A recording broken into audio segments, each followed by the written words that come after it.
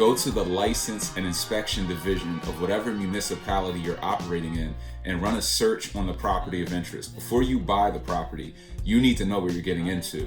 You won't believe that though. I got lots of dough, lots of dough. You won't believe that though. I got lots of dough, lots of dough. You won't believe that though. I got lots of dough, lots of dough. You won't believe that though. I got lots of dough, lots of dough. You won't believe that. I got lots of dough, lots of dough. You won't believe that though. Grab a rack, stack it up, yup. Let's play tic-tac-toe. Picture that when I'm in the rows and I pick up post. Money talks when I. So how to know when you're going to need an architect to get through your rehab project? The first thing you want to do is actually go to the license and inspection division of whatever municipality you're operating in and run a search on the property of interest. Before you buy the property, you need to know what you're getting into. If this property has violations that are known as make-safe violations, these are violations that license and inspection will put on that property because it's failing in some way. The front wall's falling down, the porch is caved in, the steps are caved in.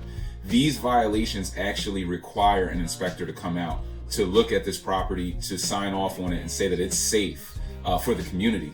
Whenever you get a property like this, you're going to need an architect, you're going to need a structural engineer, typically, to correct that type of a violation. That's the first sign that you're going to need an architect. Another key sign is that you're going to move structural walls in your property. If you're thinking about completely renovating this property, moving walls from one side of the house to another, blowing them all up completely, you're going to be removing structural walls from the property. And when you're doing this, you're changing the structural integrity, and you need an engineer and or an architect, most likely both, to sign off on this, to create building plans that can be submitted to the municipality to be reviewed by their construction department to make sure that it's going to be safe, it's going to be sustainable for your project. These are things that you don't want to try to run without permits, without plans. These types of projects are typically projects where you want to bring in an architect, you want to bring in an engineer, and like I said, if there's a make-safe violation on that property, you have to.